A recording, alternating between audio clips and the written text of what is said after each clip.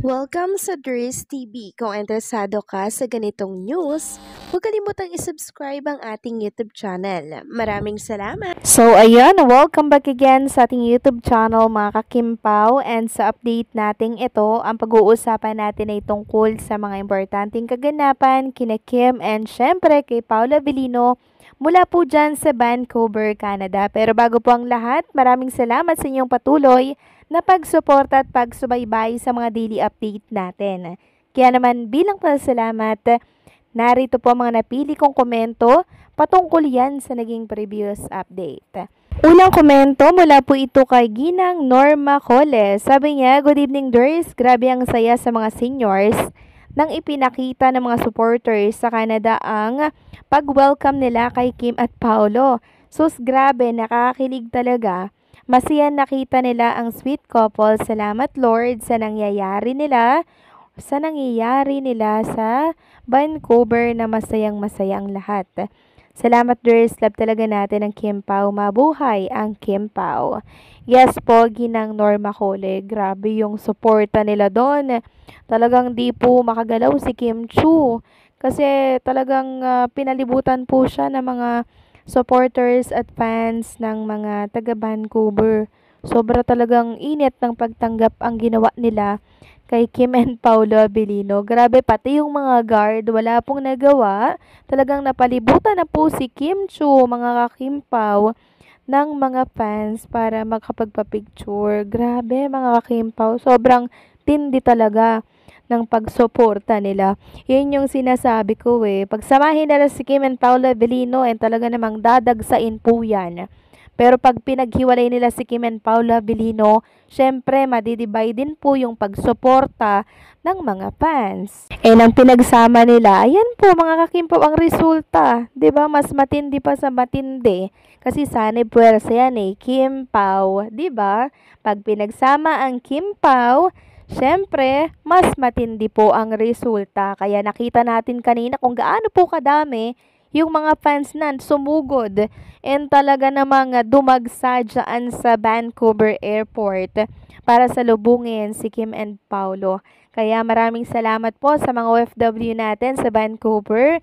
Talaga namang love na love ninyo si Kim and Paolo Avellino. Ramdam namin yung init ng pagsuporta ninyo sa dalawa. So maraming salamat sa komento, Ginang Norma Cole. God bless po sa inyo and mag-iingat po kayo palagi.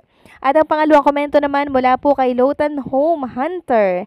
Sabi niya, oo, narinig ko nga yan na sinabi ni Kim na gusto niya si Paolo lang ang gusto niya ka-love team. And same din si Paolo para masaya tayong lahat na mga fans. Yan ang gusto lang namin na Kim Pao lang.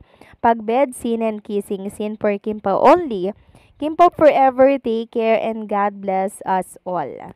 So, ibig sabihin lamang nito na talaga namang ayaw na po nilang kumawala sa isa't isa mga kakimpaw at hindi nila lubos maisip pag pinartner sila sa iba, syempre tatanggihan po nila yan kasi nasanay na po sila mga kakimpaw na sila yung magka-partner together. And si Paula Avellino hanggang 2 o 3 lamang po yung mga nagiging ka-lady niya. Pero kay Kim Chu, mga kakimpaw, 4, 5, 6, 7. Nako, forever na to mga kakimpaw. Talagang walang kasawaan si Paula Avellino kay Chinita Princess kasi ganyan talaga pag love. Ganyan talaga pag true love mga kakimpaw. True love never ends, 'di ba? O ganyan po 'yan mga kakimpaw. At syempre, hindi po nagpe-fade yung pagmamahal, 'di ba? Yung pagkagusto nila sa isa't isa, gusto nila sila at sila lamang po ang magkatrabaho. At narinig natin kay Kim Chu, 'di ba? Kasama si Paolo, may pagtapik pa si Kim Chu kay Paolo Avellino with Paolo, 'di ba? Doon pa lang mga kakimpaw, understood na natin kung anong meron sa kanilang dalawa. Ayaw na po nilang mahiwalay sa isa't isa. So maraming salamat sa komento po ninyo. God bless and mag-iingat po kayo palagi. So eto na nga, pag-usapan na natin mga kakimpaw ang mga topic na nakalap natin sa gabing ito. At unahin na nga nating pag-usapan itong naging post po ni Ma'am Carlina de la Merced para po yan sa nakita niyang pagsuporta ng mga fans ng Vancouver, Canada kina Kim and Paula Avellino.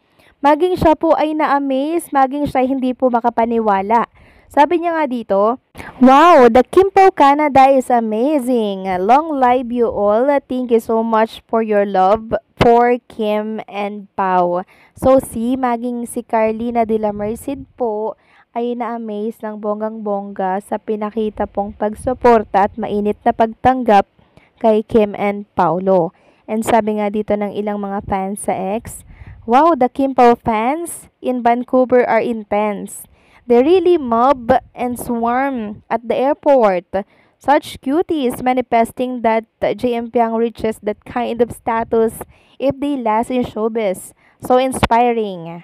Sabi ba ng isa dito, "Kudos Kim Polandia Canada. Wow, so extravagant. There are so many of you, even just for the airport arrival. You already swarm it. What if when we're already at the concert?" Grabe mga Kimpo, no? Sobrang na-overwhelm, na-amaze sa mga Kimpo fans dito sa X. Nagrabe po yung pagsuportang binigay ng mga taga-Canada kay Kim and Paula Avellino. Very goes ba mga kakimpaw? And bagay ako, hindi ako makapaniwala. Nagrabe talaga yung mga taga-Canada, no? Talagang love na love nila sila Kim and Paula Avellino. Samantalang next topic naman tayo, pag-usapan natin mga kakimpaw, itong panibagong ayuda po ni Ma'am Carlina de la Merced.